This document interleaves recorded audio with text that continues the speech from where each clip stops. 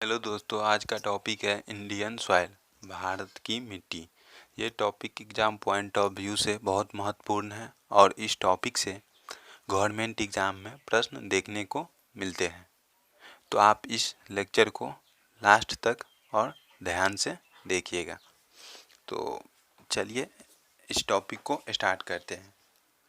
तो सबसे पहले समझेंगे कि मृदा क्या होता है, सॉइल क्या होता है। तो ज़मीन पर दानेदार कणों वाली पतली परत मृदा कहलाते हैं।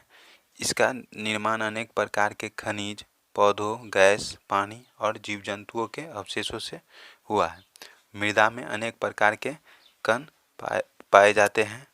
तो कण हैं क्ले, मृत्तिका, मिट्टी, चिकनी, सिलीट, गाद, सैंड, बालू और ग्रेवल, बजरी।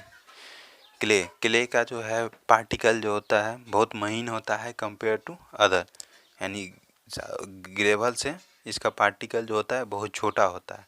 तो क्ले का जो होता है पानी सूखने की जो क्षमता होता है ज़्यादा होता है compare to gravel, silt and sand.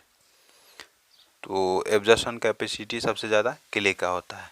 चलिए नेक्स्ट टॉपिक पे ह्यूमस। तो ह्यूमस के बारे में समझते हैं। ह्यूमस क्या होता है?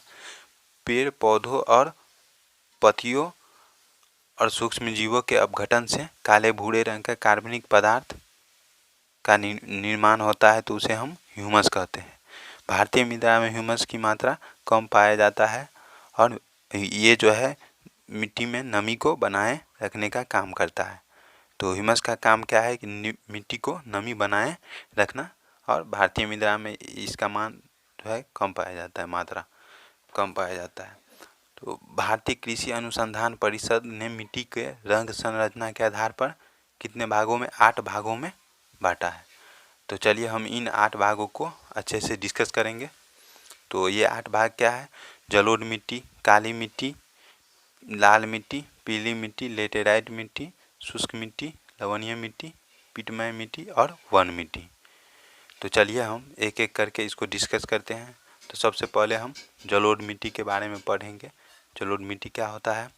तो इस मिट्टी को दोमट मिट्टी या कछारी मिट्टी के नाम से जाना जाता है, यानी कछारी मिट्टी भी कहते हैं। ये भारत की सबसे उपजाऊ मिट्टी है, इसीलिए इस मिट्टी को अन्य मिट्टी की तुलना में कम उर्वरकों की आवश्यकता होती है। तो ये भारत की सबसे उपजाऊ मिट्टी है, दोमट मिट्टी। भारत में 40% भाग में दोमट मिट्टी से ढकी हुई है। भारत का 40% भाग जो है इस मिट्टी से ढका हुआ है, 40% भाग में पाया जाता है। ये मिट्टी भारत के पंजाब से असम तक विशाली मैदानों भाग के साथ साथ नर्मदा नदी, महानदी, गोदावरी नदी, कृष्णा नदी घाटियों में फैली हुई है। इस मिट्टी में पोटास, चूना, फास्फोरिक एसिड की प्रचुर मात्रा होती है, पर नाइट्रोजन और ह्यूमस की कमी होती है। इस मिट्टी में धान की खेती सबसे अच्छी होती है। साथ ही इस मिट्टी में गेहूँ, गन्ना, कपास, फल, सब्जियां की खेती की जाती है। तो दोस्तों ये ध्यान रखने वाली बात है कि धान की खेती सबसे ज़्यादा किस मिट्टी में होती है? तो दोमट मिट्टी में। तो इस मिट्टी के प्रकार के बारे में समझते हैं। तो ये मिट्टी जो है 2 प्रकार की होती है, नई जलोढ़ मिट्टी और पुरानी जलोढ़ मिट्टी। नई जलोढ़ मिट्टी को खादर कहते हैं, पुरानी जलोढ़ मिट्टी को बांगर कहते हैं। तो चलिए खादर और बांगर के बारे में जानते हैं।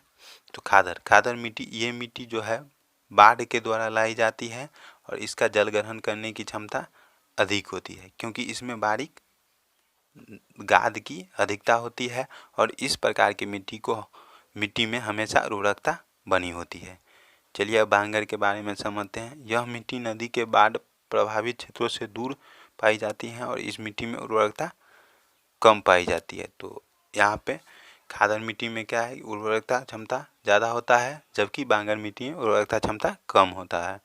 चलिए अब नेक्स्ट चलते हैं, काली मिट्टी के बारे में समझते हैं।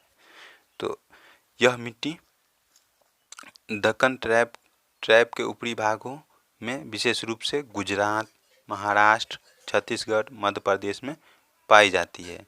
काली मिट्टी सबसे ज़्यादा महाराष्ट्र में पाई जाती है। मलबा पठार में भी काली मिट्टी की अधिकता पाई जाती है।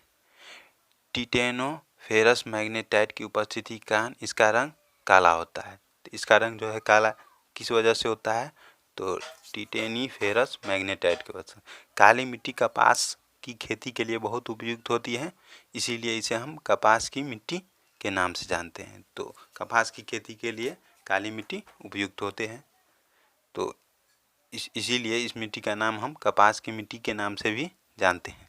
इस मिट्टी में पानी सोखने की क्षमता बहुत अधिक होती है, क्योंकि यह मिट्टी बहुत महीन कणों से बनी होती है और लंबे समय तक इसमें नमी बनी रहती है। इसीलिए काली मिट्टी को सिंचाई की कम आवश्यकता होती है, जिसके कारण स्वतः जुताई वाली मिट्टी भी कहा जाता है। तो स्वतः जुताई वाली मिट्टी किसे कहते हैं, काली मिट्टी को। इस मिट्टी में नाइट्रोजन म्यूकस की कमी पाई जाती है और प्रायद्वीपीय भारत में काली मिट्टी सबसे ज़्यादा पाई जाती है। तो ये मिट्टी जो है प्रायद्वीपीय भागों में सबसे ज़्यादा पाया जाता है, भारत के प्रायद्वीपीय भागों में सबसे ज़्यादा पाया जाता है। तो चलिए हम आगे का मिट्टी देखते हैं। तो आगे का जो टॉपिक है लाल और पीली मिट्टी। तो लाल और पीली मिट्टी के बारे में जानते हैं। इस मिट्टी का निर्माण कैंद्रिक शैलों के टूट फूट से हुआ है। इस मिट्टी में लोहा और सिलिका की मात्रा ज़्यादा होती है। तो मेटामॉर्फिक रॉक के टूट फूट से इस मिट्टी का निर्माण हुआ है। इस मिट्टी में लोहा और सिलिका की मात्रा ज़्यादा होती है। लाल मिट्टी दक्कन के पठार से पूर्व और दक्षिण में पाई जाती है। छत्तीसगढ़, उड़ीसा, कर्नाटक, आंध्र प्रदेश, तमिलनाडु, झारखंड और नागालैंड में प्रमुख रूप से पाई जाती है।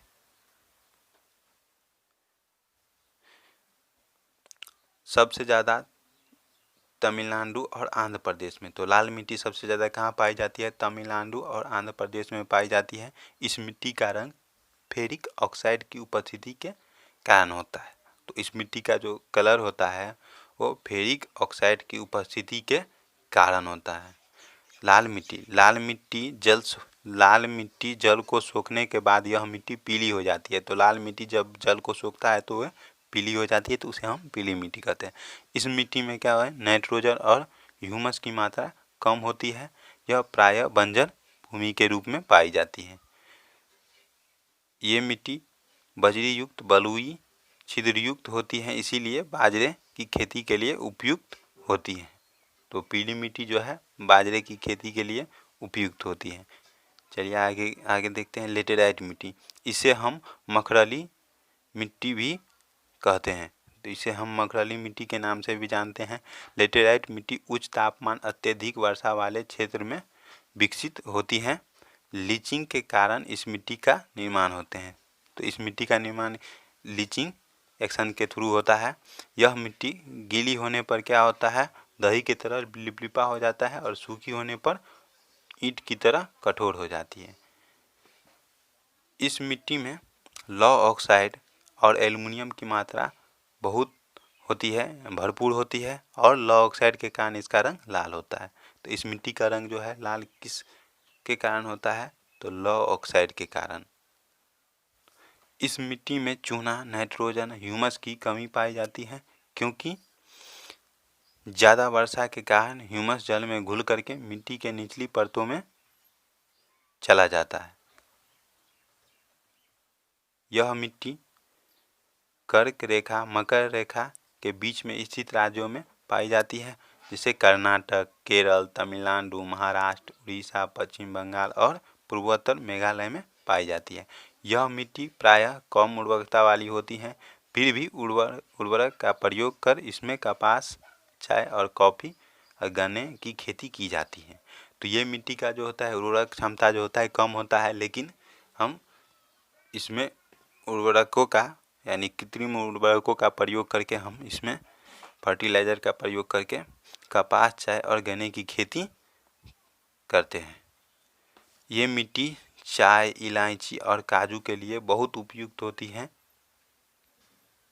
और ये मिट्टी जो है केरल, आंध्र प्रदेश, तमिलनाडु और तमिलनाडु में पाई जाती है। लाल लेटेराइट मिट्टी काजू की फसल के लिए बहुत उपयुक्त होती है। तो ये मिट्टी जो है लाल लेटेराइट मिट्टी, ये काजू के फसल के लिए भी उपयुक्त होती है। चलिए अब नेक्स्ट देखते हैं लवणीय मिट्टी, सेलाइन सॉइल। जब मिट्टी में नमक की मात्रा बढ़ जाती है तो लवणीय मिट्टी हो जाती है। यानी कहने का मतलब मिट्टी में जब नमक का मात्रा बढ़ जाएगी तो उसे हम लवणीय मिट्टी कहते हैं। मिट्टी में नमक की मात्रा खराब अपवाह तंत्र या शुष्क जलवायु के कारण होता है। तो इसका नमक का मात्रा जो है खराब अपवाह और शुष्क जलवायु के कारण होता है। लवणीय मिट्टी को रेह, ऊसर, कल्लड़ मिट्टी के नाम से जाना जाता है। दोस्तों ये पॉइंट जो है आप याद रखेंगे क्योंकि ये एग्जाम में पूछ लेते हैं। लवणीय मिट्टी में सोडियम, कैल्शियम, पोटासियम, मैग्नीशियम की मात्रा अधिक होती है। भारत में सबसे ज़्यादा लवणीय मिट्टी कहाँ पाई जाती है? तो गुजरात में। चलिए दोस्तों अब जानते हैं कि शुष्क जलवायु क्या होता है। तो शुष्क जलवायु के तात्पर्य उस क्षेत्र है जहाँ साल भर में 250 mm से कम बारिश होती है, तो उसे हम शुष्क जलवायु कहते हैं। हेलो दोस्तों, आज का टॉपिक यहीं पे समाप्त होता है। अगर आपको ये वीडियो अच्छा लगे तो आप इसको लाइक शेयर एंड इस चैनल को लाइक शेयर एंड सब्सक्राइब करें। इसी तरह का हम वीडियो आगे लाते रहेंगे। इसका सेकेंड पार्ट, अभी इसमें कुछ टॉपिक बचा हुआ है तो इसका सेकेंड पार्ट आने वाले हैं। तो वीडियो को देखने के लिए थैंक यू।